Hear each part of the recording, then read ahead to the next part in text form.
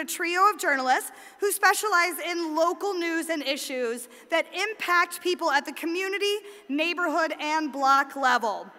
They're going to be discussing the crucial role of local news reporting in all its formats. How local news, pardon me, that was a Freudian slip, how local news promotes a well-informed dialogue between government agencies and the people that they serve, and how it helps individuals and organizations to be more effective and engaged. All right, so we're gonna get started, and our panelists here include, we've got Bettina Chang, the co-founder and co-executive director of City Bureau, a Chicago-based civic journalism lab. Let's give a wave and a round of applause there. There we go. We have Jacoby Cochran, the host of the award-winning daily podcast, the CityCast Chicago. Woo, yeah, let's do a wave and a, yeah. All right, and we've got Sabella, the co-founder and executive director of Block Club Chicago, a neighborhood news organization. Wave and shout. All right, and our moderator today is Deborah Douglas, a senior lecturer at the Northwestern University and director of the Midwest Solutions Journalism Hub. So panelists, thank you so much for joining us here today. Deborah, take it away. The floor is yours. Introductions. I'm so happy to be on stage with all three of you. You're all very special and excellent in your own way. As the professor, I like to start off questions with something called appreciative inquiry to get our juices flowing. And so I want you to tell me, what is the best thing about Chicago, Chicagoans, and the way we relate, debate, and leverage news and information? Yeah. Or what do you love about Chicago? I'll get us started. The thing I love about Chicago is honestly our arrogance about Chicago. I don't think there is another city where the people who live there or born there, or in a city where you've moved away, that represent their city as much as Chicagoans. We think our food is the best. We think our neighborhood and our grid is the best, even though we're most likely to complain about these same things. I don't think anybody goes harder for their city. Yeah, I think our food is the best. Just ask Keith Lee. Jen?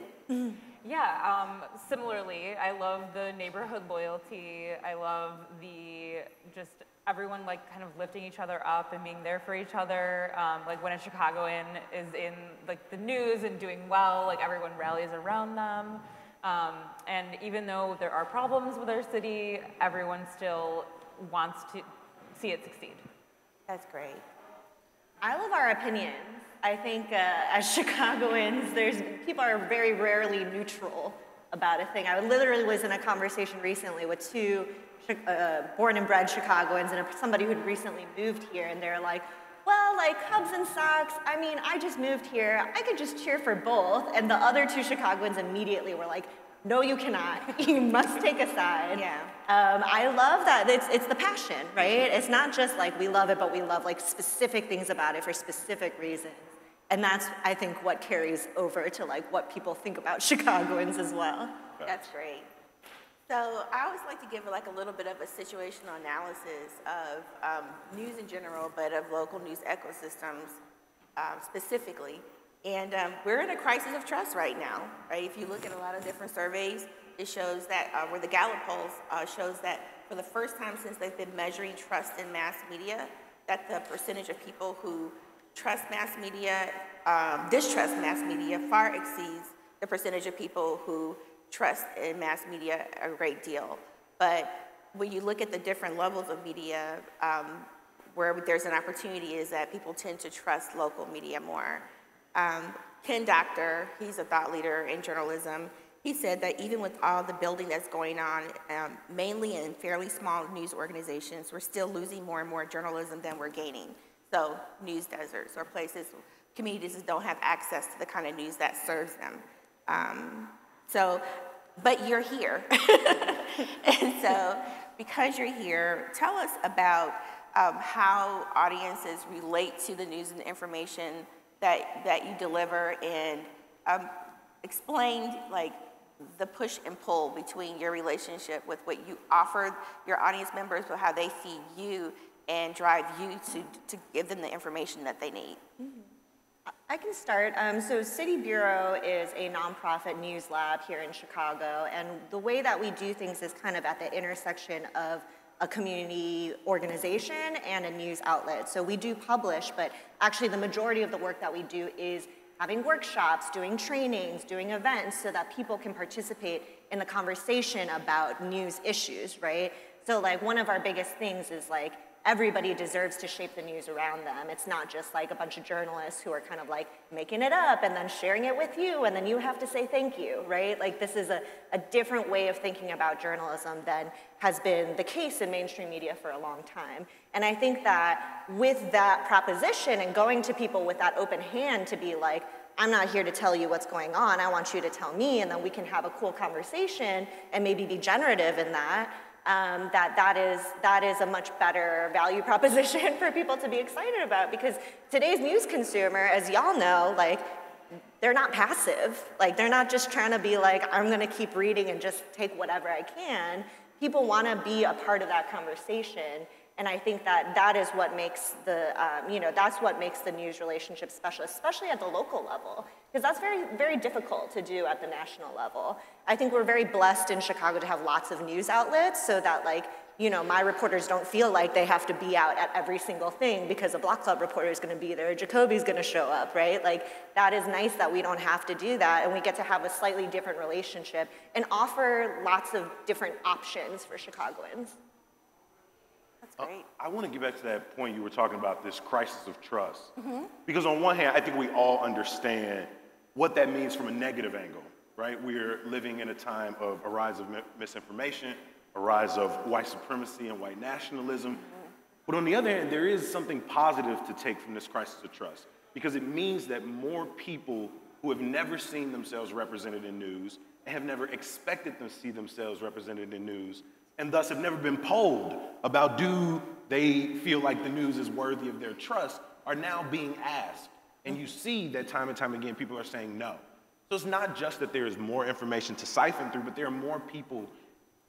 I don't want to use the at the table metaphor because that in itself is so limiting, but there are more people who are sort of busting down the doors to say, well, news needs to tell my story by coming to ask me. It's in sort of the ways that City Bureau and Block Club are set up, right? They're like, come talk to me, come listen to what's happening in my neighborhood on the local level. And we can start to build back trust, but I think we need to first set the ground rules of like, what is this engagement? And that's where local media steps in and says, for so long it has been top down. Listen to your Walter Cronkites, listen to your CBS, your NBC, tell you what is happening. What you know about Walter Cronkite? I had some grannies who stayed up late for a very long time. And so now it feels in some ways that we are going the opposite way, that we are going ground up. And I'm so grateful to the work that both of their organizations are doing. Yeah. I want to hear what Jen has to say, but I want to come back to that point to get some specific examples from both of you of what does the ground up look like and what is the transformation that occurs when that happens. But Jen, let me hear from you. Yeah, I mean, I think that what Jacoby's saying is spot on. It's if you are not going from the ground up these days, you're not going to survive as a newsroom. And I think that more and more newsrooms are realizing that. Like, if you're not listening to the people, if you're not like centering your readers, not like trying to serve the public, no one is going to pay for the news. No one is going to read you. No one is going to share you. No one is going to trust you. So I think that being on the ground, listening to people, showing up, it's kind of back to basics, but it's the only way the local news organizations are going to survive moving ahead. Yeah. So what are some examples of what happens when you listen? Like, can you think of a specific action, engagement, or story that resulted?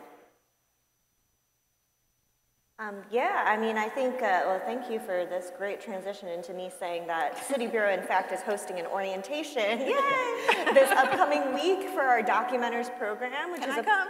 Yes, okay. please, hey. Yeah, we're at 36th and State, and we have a program where we train and pay people to attend public government meetings to take notes, right? So like, we all know that city government is very big, very complicated. We could not possibly have enough reporters in the city to go to every single meeting that happens, and yet these meetings are important. Things that affect our everyday lives happen at these meetings. And so City Bureau trains and pays people to go attend, take notes, publish them, live tweet them, just so that there's a record of what goes on, right? And I think that that program started specifically because when you do survey folks, especially in the Black and brown neighborhoods where City Bureau works, they say, like, we do not necessarily feel great about the media coverage that we have seen in the past. However, we want to be part of building that future, right? We don't want that future built for us. We want to be in the room, busting down the doors or whatever, to be able to be part of that process. And so we did create 2 different programs where we train folks to actually participate in that process, where you can kind of ramp up, right? You can kind of test it out. We call it your civic side hustle, because not everybody wants... Not everyone wants to be a full-time reporter, right? Like, I mean, it's cool, it's fun. I liked reporting when I did it, but it's not for everyone.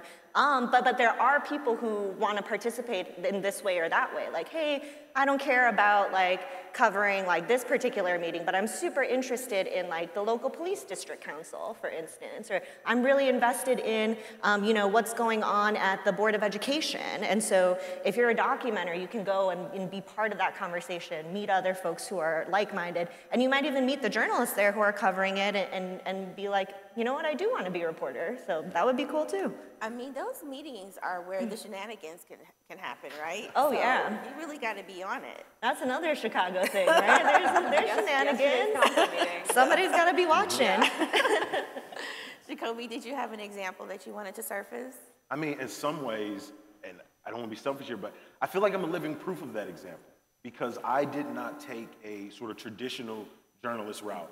Prior to working at CityCast Chicago, I was a professor at Harold Washington College. All right, professor. In DePaul. I was working in the education space, but I was someone who was, in some respects, media literate, right? Who was tapped in with, you know, reading my local news, trying to break down my local news, working with my students to try to figure out where are you reading news, what is happening in the city that matters to you. But then starting the podcast really empowered me to feel like, oh, this platform and this role really gives, and in some respects, everyday Chicagoan an opportunity to sit down with the Block Club reporters, to sit down with City Bureau documenters, to sit down with a Sun-Times reporter who I'll look in their face and say, you know what? I don't agree with where you're coming from. I need to better understand your frame of mind. Like, where did you get this information from? And one, it's helped me to realize that local journalists, at the end of the day, are fallible people. Oh, yeah. Right? There are people who live in our neighborhoods, who shop at our bakeries, whose kids may or may not attend our neighborhood schools.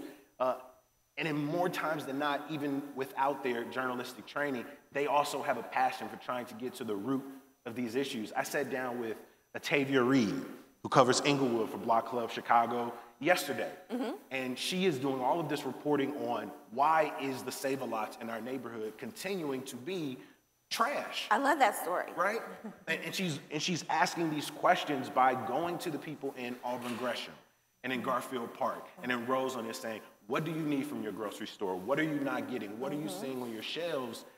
And then I'm able to take that information and sort of give it back to everyday Chicagoans who just think, oh, you know, Save-A-Lot is just a grocery store we can't trust. But there's context there. There's a story Thank there. you. And then hopefully there's some type of solution in exposing this. That's beautiful. I'm glad you said solution, because that's my thing, solutions journalism, covering responses to pressing social problems. So thank you so much, Jacoby. Jen, did you want to add to that? Yeah, I mean, I think shining a light on this stuff is the only way it gets addressed, sadly. I mean, like half the time with Block Club, like we just show up and we are annoying. We are deeply annoying. We will keep showing up. We will keep writing that story. Guess what? The mayor's office doesn't want that headline. The Chicago Police Department doesn't want that headline, so they're going to address the problem. So by Atavia going to the Save-A-Lots and taking photos of those shelves, those executives cannot hide from those photos. Those photos are right there, they're on our homepage, they're going in a newsletter to 150,000 people, and I know for a fact, I talked to a city representative, he's like, I'm pushing the Save a Lot representatives to talk to you guys because they didn't respond to comment. It caused an impact, and some of this stuff is small impact. We're not going to win a Pulitzer for this coverage, but it's something that actual human beings living in the city of Chicago, it's impacting their everyday lives, and I think that's why local news is so important. And if people aren't showing up at these meetings and calling people out who are in power, they're just going to do whatever they're going to do behind closed doors. Yeah. A minute ago, you were talking about how the quality of news is better when we listen to our audience and we don't push it out, but we pull it in and then contextualize it and create more value. You said that it doesn't feel good, and so describe for me the qualities of being a Chicago resident, a member of the audience, and having that feeling of it not feeling good. What are you not seeing, not feeling? You know, where is the lack of authenticity and proportionality and context that is missing when we don't do it, so that we can better surface what it looks like when we're getting it right? I mean, I would just say, like, generally, I started at DNA Info doing local news. Yep. I was at the Sun-Times briefly with you, Deborah. Yep. But I started at DNA Info doing local news on this level where reporters are embedded in their neighborhoods. And overwhelmingly we heard, and the City Bureau also did this survey that showed overwhelmingly people on the South and West sides were just absolutely horrified by the way they're portrayed in the media.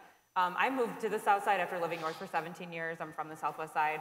And just the level of absolute, like people just think the South Side is like a hellscape, and it makes me so angry. Me like too. It makes me angry all the time. I just watched friends like look for houses on the Northwest Side who paid $150,000 more for a home because they're so scared of the South Side. And I'm like, come to my neighborhood, come meet the people around me. It is a beautiful place to live. There are amazing people doing great things here. There are really cool stores, there are really cool restaurants. It's just the media for years, and the national media is extremely guilty of this, has painted Chicago in this way. It's just not accurate to who we are. It's just absolute falsehoods. And yes, there is crime. Yes, there are problems in the pockets of our city that have been disinvested. But you can't, that's not the whole story. And a lot of people live here and love their lives here and want to do stuff to make it, like people showing up to this event today want to make the city better. It infuriates me, honestly, to see how these neighborhoods are portrayed in national media and in TV a lot of the time. Yeah. It's a crime stand-up, and that's it. And that's why I'm glad, like, Block Club, like, we do these stories of people in the neighborhoods, and I watch the TV stations all chase our stories, and I am glad. I am not mad that they're not giving us those ad dollars that they're getting. I'm not mad. I'm glad that they're putting a positive light on neighborhoods of Chicago, even if they're just taking our stories. I'm glad you gave that South Side example, because for years there's a particular national outlet that would do like a roundup of violence in cities across the country every Monday, and they would always write stories about violence on the South Side, violence on the South Side. I'm like, I know for a fact that you're sitting in an apartment in Washington, D.C., and so you're talking about the South Side. I'm like, that is a geographic direction, right? Right?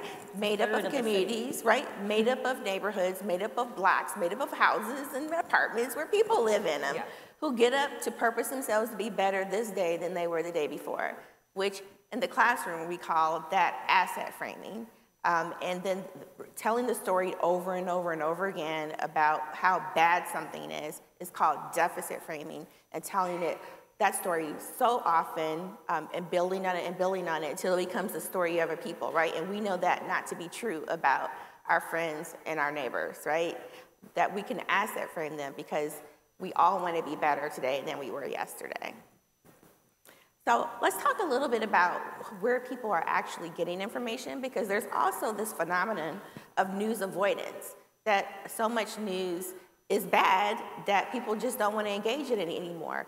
And to be honest, we're not the only game in town in terms of the cacophony of noise and sensation and information that's being thrown at us every day. People have other things they can give their time to. We're competing with Netflix. So let's talk about where people are getting their news and information. I would love to not compete with Netflix. I can't even, my evenings are, I need to do that for myself. I think that there is sometimes, and I think especially in Chicago with the history that we have of corruption, there's a huge risk of people feeling like their agency is being stripped from them, right? And that's part of why deficit framing is a problem. I think it's part of why, like when we talk about corruption in Chicago and say like, oh, what are we gonna do? It's just Chicago. Like that type of attitude is a problem because there are people who are being hurt every day based on the things that are happening that are corruption, and they are not powerless to change it, right? So I think that, when we talk about news and like how do we make it, like on one hand it's like, yes, the news has to be serious, but on the other hand the news has to be interesting enough for people to engage with it. And so we're often trying to find ways to get folks who feel like the city budget, that's boring, like I'm never gonna be interested in that. Like we just recently hosted a budget happy hour with Chicago Votes where it was like, here's like a canister of candy. Like if the orange candy is the police budget, how many orange candies do you want to put? And you know what I mean? Like we are doing things like that to get people to think differently about how are we, organizing ourselves as a community in this city and taking an active part in it. Because otherwise, like you get into the point where it's just like, oh, like what is reading a news shouldn't be a chore. It shouldn't be like, I'm only doing this because someone told me to. It should be something that brings you joy, like you read something about your neighborhood and you're excited about it. Or it's like, this is a way that I connect with people that I care about, right? Like when the city budget vote happens in a couple weeks, City Bureau will be hosting Budget Bingo on Twitter, and you can win prizes by following along with City Council and marking off, like, when the slow jams hit, marking off your little bingo card and winning a prize because, like, this is a way to get folks excited now. Like, you are competing against things that are more fun. Like, can Budget Bingo compete with, like, Veggie Bingo at the Hideout? Like, I don't know, but, like, if y'all are interested, then maybe we can start getting that going. Because it is important. It's our money, right? Like, it is our money. It's our city. Let's take back the power. I love the way you guys think. I mean, increasingly people are getting their news in really like small bites. Okay. Whether it's headlines, whether it's blogs. And one of the things I love about the podcast space in particular and what we get to do at CityCast Chicago is I feel overwhelmed and anxious and happy and sad and disappointed and hopeless, and that's the first 15 minutes of my day, right? Yes. And so to be bombarded with news is difficult. But when you are bombarded with news from many times, if we think about how news is often communicated, from what feels like emotionalist sources who are just giving you facts, you don't feel that that news you are taking in sort of gets at the complexity and the fullness of what you feel. And so what I get to do on our podcast is I get to bring, if we're talking about the city budget, most of the people in this audience, when they think about our $17 billion budget, right? And if we think about the only, the $6 billion of that we actually get to move around, right? And a lot of that goes to police, and we need to be thinking about that a little bit more. When we look through that big document, this value statement, we are overwhelmed. And so we would like, when we're listening and consuming our news, that in some ways that voice acknowledges too, that that's how I feel. And so when I talk to Mariah Woelfel from WBEZ, right, about what's going on with the budget, I bring in that human experience that I'm going through of wondering, where are our dollars going? And I don't go, Mariah, the $17 billion budget, it is critical for our city. Let me know, how is Brendan Johnson gonna break down that? No, I'm saying, Mariah, what the hell is going on right now? Yeah. Because it looks like they're about to get more money to get to $2 billion as a budget, but with COVID money running out, we don't have enough money for all these social programs we said we was gonna invest in. You know, where's the Department of Environment? Because we've been talking about, right? People want to feel that. And so Monday, our program is, what the hell are y'all doing about extremist cops inside of CPD? Yes. But on Thursday, we got the best fall hikes around Illinois, right? Because in just the first 15 minutes of your day, you are thinking about, where am I gonna hike this week? Why are there extremist cops on CPD? Where is a new restaurant I can try? Or how can I do the city on $50 in a budget? And in a week or 2 weeks or a month of our podcast and these little bites, you get a genuine human experience while also downloading these overwhelming, happy, anxious, exciting, disappointed, hopeless versions of your city while still sort of respecting your peace and being like, all right, it's been 15, 20 minutes. I'll talk to you tomorrow. and that's what I love about our medium. I love that. And Thank that's you, the reality of living in Chicago, right? Like there is the good stuff and the bad stuff. And like something like CityCast helps me remember that when things are not feeling as good. And always taking the good and the bad, and how can we remind people in these snippets that it's all contextual, Yes. right? How can we be present in this beautiful space right now, right? This Epiphany Center for the Arts, but also be reminded this is the People's Church, that Fred Hampton, that the Illinois chapter of the Black Panthers were revered in this space and fought in this community, right? That took me 15 seconds. Hopefully you'll remember it. Hopefully you'll digest it. But every time you drive past this building, I hope you think, oh, the inaugural City Civics Day. Oh, but also the Black Panthers. I felt that. Thank you. Jen. Yeah, sorry, the question, so we're just how people are consuming news now. I think like it's hard, and we as like publishers and newsrooms, we need to keep evolving in the way that we tell stories, in the way that we connect with people. I completely agree, you need to have those fun stories, you need to make people like excited to read something, otherwise they're just going to be, I mean, we'll have a story, we have a newsletter every day, Monday through Friday. You should sign up. It's free at blackclubchicago.org. But we'll have some heavy story days where we're like, oh man, like 4 of our neighborhood reporters filed really heavy stories. Like this is a policing story, a crime story, or just like a story about housing and somebody struggling. And we're like, we need something lighter. Like we need something to bring up like spirits to make people not feel hopeless. So I think that every morning we're thinking about curating that and making sure that people feel like also that they do have agency. Go to this meeting and you can weigh in on this housing development that doesn't have any affordability. Or go to this meeting and you can weigh in on this LSE and what do you think about the principal of the school. It just gives people, like makes people feel a little less helpless. We're reaching more people on Instagram than ever before. We have our TikTok going now. We have a TV show on WCIU called On the Block. Brandon Pope hosts. It's amazing. It's really fun. I always have to shout out Brandon Pope. Yeah, it's just a different way of doing things. It's not those like stand up, this is a crime that happened. This is a really cool thing happening in your city, and it's explaining it in a more like understandable and ways to connect with everyday people. I love all the examples that you've mentioned, but especially the examples that you mentioned about engaging with the city budget, because you can cover serious news with rigor, but in an engaging way.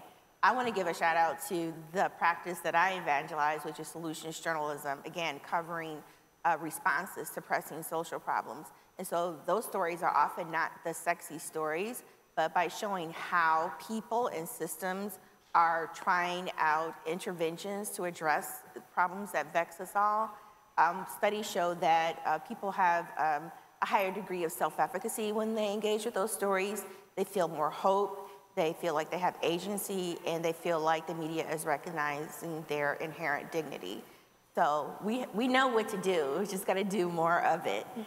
Well, I would say even like solution stories are sexy. They're frequently the ones that I think our audience likes the most. It's when we do surveys of folks like, hey, like we're covering the issue of affordable housing in Bronzeville. What do y'all want to see? Number one is like, hey, how do I get housing in Bronzeville? Like that is a solution story. Yeah, you're right. When we cover something like missing persons in Chicago and how come the way that, you know, the Chicago police handle missing persons in Chicago is actually making it harder for us to solve those crimes, they, you know, the number one thing people want to know is how do I file a missing persons report? They do not know that it is illegal for a police officer to tell you you cannot file a missing persons report right now. It is illegal for the police to tell you you have to wait 24 or 48 hours to file that report. And when we found that out and started telling it to people that we were interviewing on the street, they were literally like, this is the most important thing I learned today. And that's a solution, right? So it's, you know, like, I don't know if it's gonna win an award. I think that if Chicagoans could give the awards instead of the Pulitzer Center, then maybe we would win those types of awards. Yes. But, you know, that's what people wanna know. This is gonna apply to my day-to-day. Like, on the worst day of my life, I can use this piece of information to make things better. That's incredibly powerful. Thank you so much, Bettina. Yes, let's give her a hand. So let's shift to the urgent considerations of the moment. What's bugging us? What are the urgent considerations of today? And what are we going to be? What are the stories that we need to be focusing on for 2024? Woo. Yeah. That's a huge. I was hoping to wait another month before doing that. I'm planning. sorry. That's a huge story. I think one that we are trying to figure out on the local level is there is no way to decouple sort of global imperialism from the day-to-day human experience, like your day-to-day life in Chicago. Your experiences with city leadership, your experiences with nonprofit organizations, your experiences with the police, these are all sort of wrapped up in the sort of global way of doing business, which is a very punitive imperialist model. And so in 2024, as we talk about elections and electing representatives, right, they so much sell us on, you know, I'm your representative for your district, but I want to figure out, well, how do I sort of encourage, you know, everyday Chicagoans to understand, well, how do these representatives interface with my own life, but how do they also interface with the larger sort of global imperialist project? And understand that those two things are together. It is complicated, it is tough, it often brings us further away from maybe temporary short-term solutions, but it's really important because when we think about, for example, the migrant crisis, or that's how people have framed it in our media, what we're talking about is an affordable housing crisis. What we're talking about largely is a country that is, you know, participated in economic sanctions, right? Climate disaster, allowing corporations to sort of run rampant over resource. And now we're sort of in a crisis of like, oh my God, 20,000 people, where do we house them? How do we get them resources? And yes, we need to deal with this sort of short-term, in the moment, helping people not go hungry or sleep outside of police stations. But if we don't understand how that is also a part of a larger global problem, then we're just going to keep looking at thousands of people who have to flee their countries, and in more cases than not, going to seek out the sort of empire that's marketed and sold itself global as a place of refuge. We know at the local level it is not always that, but we cannot just be looking at sort of short-term, in-the-moment crises without understanding, you know, how are these momentary pandemics part of larger problems. I appreciate that because you actually built on what Bettina was talking about earlier, where people go, oh, that's just Chicago. It's never just anything. It's always way deeper and more contextual than the way it's being presented in the public conversation. Thank you so much for that. Jen, did you want to add? I mean, I think the one big challenge we're up against is like the tech platforms. Like we've seen our ability to reach people like all over the place in the past decade. I know like Facebook used to be our #1 source of traffic. Twitter used to be a huge one. Both have plummeted. We don't really see any returns from that anymore. We're always just kind of trying to chase the audience, and these tech platforms have their own agendas, and they don't really care about getting information out into the world that's accurate. So I think that we as newsrooms need to do more of this, need to do more being out in the communities with people, connecting with people face to face, just more engagement, the type of thing that City Bureau does. Like, I think that that is the future, and we're hearing that from our readers too. Yeah. We hear it all the time. Like, I wish you guys did more stuff with like the neighborhoods, like events, and I'm like, oh my God, I'm so stressed planning an event. But you are absolutely correct, and even it doesn't need to be a big thing. It doesn't need to be really expensive. I think it just needs to be humans talking to other humans, not behind a screen. It's been a really rough few years, really isolating few years, and I think people are craving that connection. And I think we as media outlets need to show up and need to listen and just show people that they are not helpless here and they can make such a huge difference in the city. Yeah. Thank you, Jen. So we have a couple minutes before we're going to shift to audience questions, but I want to zero in a little bit more on elections in 2024, because I believe every House of Representatives is going to be up for election. There are at least 3 senators, Democratic senators, that are possibly on the chopping block, which is going to impact the Senate numbers or majority who's in control. And then there's the conversation that's swirling about, what is it, Project 2025 to get people to not to vote, and then people are talking about, oh, we don't like this candidate, so let's just opt out right now. So it seems like just all things elections will be one key urgent consideration. And so how are we gonna harness the energy around that, or lack thereof, to better serve our audience members? That's a good question. One election I'll definitely be focused on is the forthcoming elected school board, right? To this point, we still don't have a school board map. They put one out a couple of days ago. We don't know which districts we're going to be voting for. They've got a map for 20 districts, but only 10 are elected. 10 will be appointed by the mayor. And so in the midst of representatives and senators and the presidential election, we're going to be trying to figure out how do we get Chicagoans, especially ones who may not have children like myself, right? How do we still get people to pay attention? Because our school board is going to change dramatically in the coming years. Got it. Yeah, I think our challenge, or the challenge that I am interested in tackling the most in 2024 around elections, is reminding folks that there are many ways to make a difference in their community, inside and outside of elections, right? I think that due to many factors that we cannot control, the overwhelming, narrative will be about federal elections. It will be about the presidential election. And yes, that is important. If that's something you care about, then great. Like, I hope that you do everything you can to impact that election. If it's not your jam, like, I don't think anyone has to feel bad about that. I think that there's lots of things that Chicagoans can be doing, whether it's around the school board or our local representatives, whether it's showing up at a regular city meeting. I love the news, and I wouldn't be up here if I didn't love the news, but the news can sometimes be a distraction, right? Like, no journalist gets into this work because we want the world to stay the way that it is. We are all here because we want to make a change in this world. I'm guessing that everyone here at City Civics Day also wants to make a change in this world. So I think the best thing we can do as news is to be able to share and to amplify opportunities for people to follow the path that makes sense for them, to make the change that they care about, whether it's at the mosquito abatement district meeting, or if it's canvassing in Wisconsin, or whatever it is that you happen to do.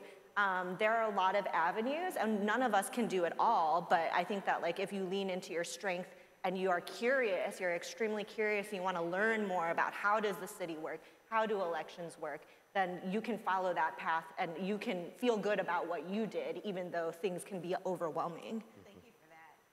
Time for questions. Jen, did you have something burning you wanted to add to that, or are you open to shifting the questions? Y'all spot on. That was powerful. Thank you so much, Bettina. The questions? I hate to be the first asking question, but she was here with microphone. So thank you. Yeah, thank you very much for being here. My question is, we discussed a lot of ideas about local news, how they cover news in the city. How do we get this message that discuss to them to change? Obviously, they're not here to broadcast this. So what are your ideas after what we discuss to spread this message to them to change the way they cover news? The way I see it, simple way, sorry about that. I speak in present tense English always. Question, yes. The way they cover news is like they go and they said apple fell in the Newton's head.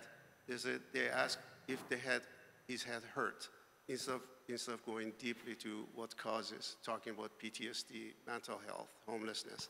They cover news always in the negative way that portrays South Side or West Side in the negative way. How can we take this message to them to change the course and do better coverage? I'll just kick it off by saying that the driving question with the solutions journalism practice is what's working or what can work. And that's one way you can sort of like flip the frame and elicit a different kind of answer or story. So you're saying how do we influence media that don't necessarily believe in these values that we're talking about? Yes, absolutely. Mm-hmm. Oh, yeah. Absolutely. I think that I appreciate that you feel this way, and I think that you know, it's really up to all of us, right? It's the same as when we're holding government accountable. We need a groundswell of people who agree, like, we want to see this, not that. I think that, you know, there's a lot of different avenues you can go in terms of like supporting folks who you think are doing it right with your dollars. You can support by like sharing socially to tell other people like, hey, y'all should look at this instead of that. There's really interesting media-based organizing happening in this country right now. So for instance, you see in New Jersey, they actually have like a state consortium that has put together money to be able to give out support to news organizations who are doing it right. So like you can influence those conversations. I know there's early conversations in Illinois for that as well. Yeah. So there are cool things that are happening around media-based organizing that I think are really exciting. And I think it's just, you know, like being really vocal about it, right? Because like there are folks who kind of, you know, their news habits are more like, oh, this is what my parents did, so this is what I do.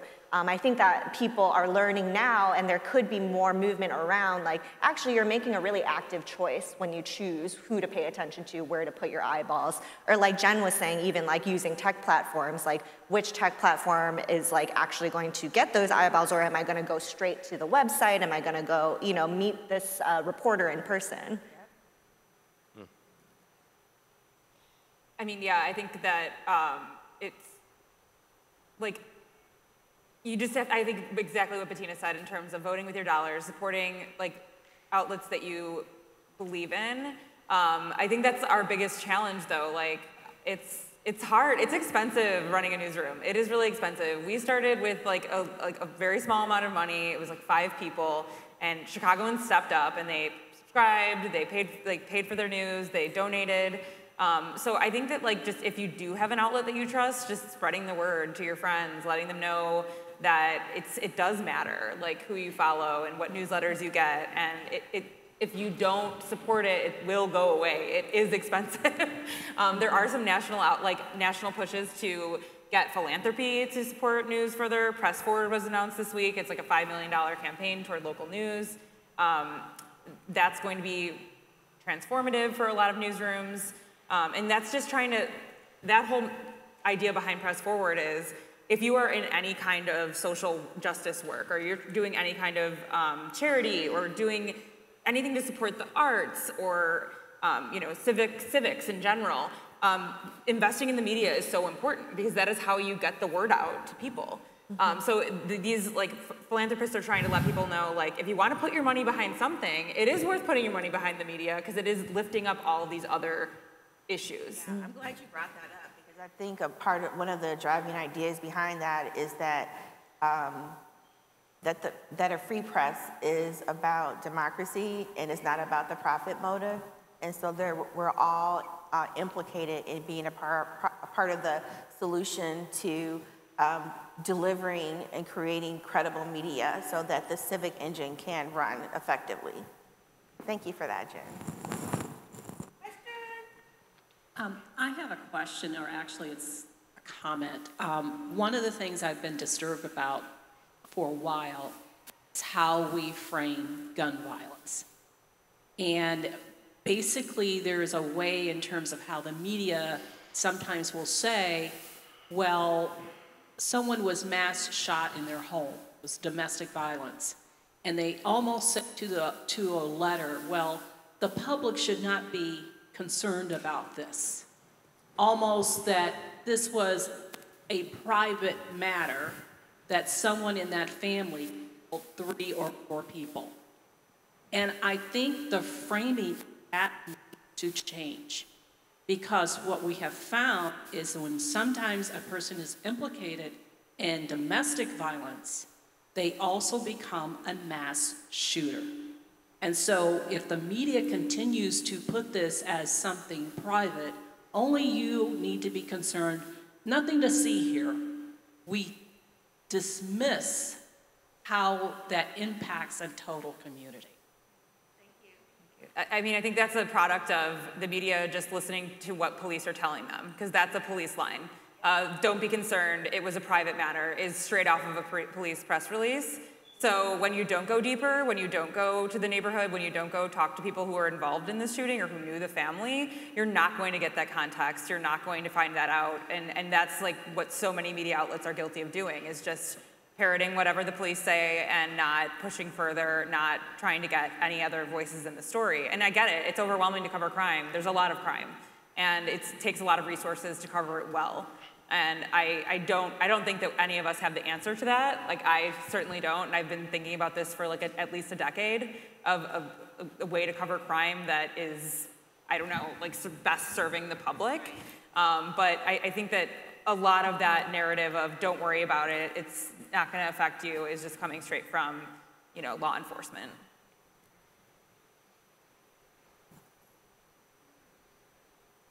Thank you. My name is Regan Burke, and I think it's important to name myself. I want to thank all of you, really, for your efforts in this local news business, because I am an advocate against ageism, and some of the things that you cover really help that situation. You may not know that, but it does. And one of the things that concerns me now, as somebody who looks like I do, is that the future of the city and how we're losing population. And the work that you do helps to keep people that are thinking of going to Florida from thinking to themselves, you know, I gotta get out of here. Like, your work helps that. I don't know if you know that. And on the, I took that training when they first had the training for the, to sit at City Hall, you know, and I think a lot of people who are retiring, because this is a population that's growing, as you know. I'm the top of the baby boomers, so I'm 77 years old, so people who are 65 are coming out of the workplace looking for things to do, and they want to do that because there are a lot of us who want to do work like that. So I would ask you, all of you really, and Jacoby, nice job. I want to say nice job to you. Last night, I think it was last night on TV. Was that you? Mm-hmm. Yeah. So, because when I saw you, I thought, oh my God, a great voice, another different voice for that panel. I don't think much of a lot of that panel, but your voice was important to me, so that I wanted to go look you up and see where you are, and here you are today. That happened the night of the last election when there was a woman on Channel 9 who was commenting. She was from the tribe.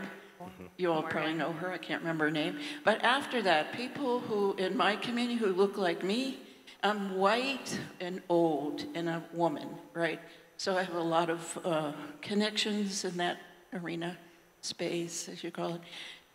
They all remarked about her, all of them, because of her performance there. So here's this young woman from the tribe that none of us had ever heard of. So then we go and look it up. So you are absolutely right. You have to do more of this. You have to come to us.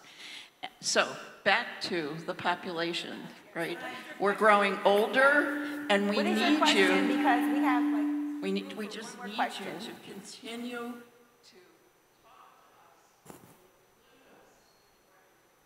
Thank you. Thank you.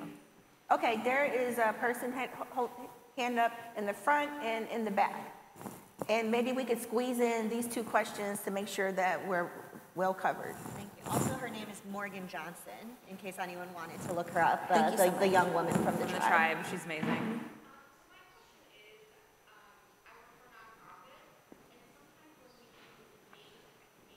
To get on mainstream shows, you know, even local ones, they ask us to pay to be on there. So I guess my question is, how do I get, you know, media coverage for things that I work for a federally qualified health center on the south side, and we have so many new developments that are happening.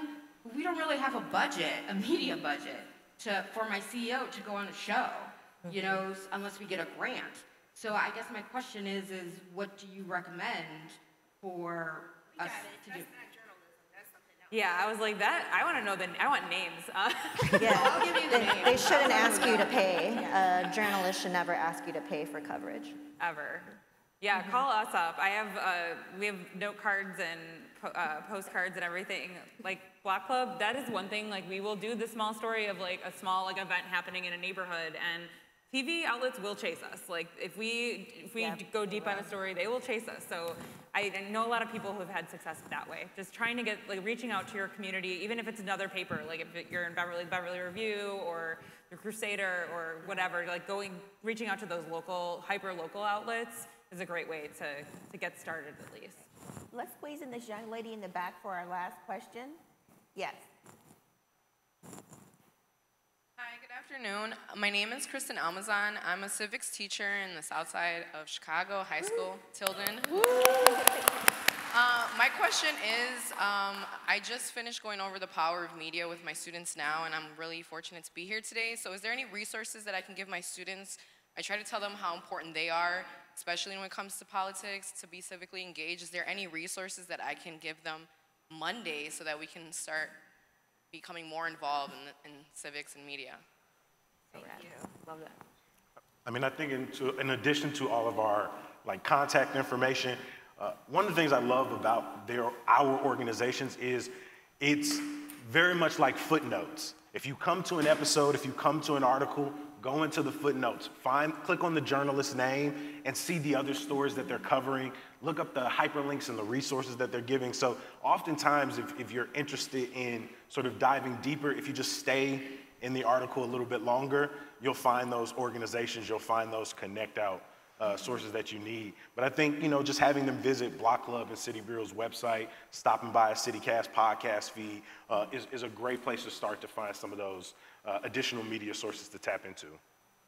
We're really blessed in Chicago to have great youth media here. So, I would hook up with, really cool organizations like Yollocalli, Arts Reach, Impact Family Center. Chicago Votes, a lot of folks who want to engage young folks.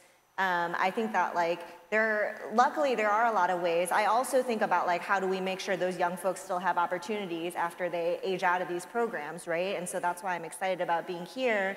Our Documenters program is having an orientation on Monday. It's open to anybody, and they can come and learn a little bit about our work and maybe want to join when they leave school and they have more time to spend on these things. But I feel like there's just so many opportunities in Chicago.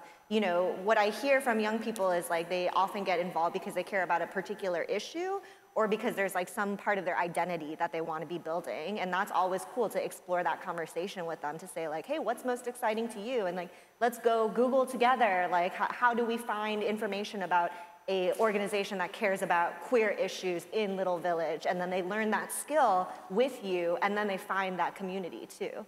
But I gotta say, teachers have always been better at that than journalists, in my opinion. 100%. In 30 seconds, Jen, take us home. Oh, no, I mean, I think that Bettina's spot on. And Jacoby, go to the websites, connect with the journalists directly. I mean, follow them on social. I get DMs all the time on our Instagram, and it'll just be story ideas.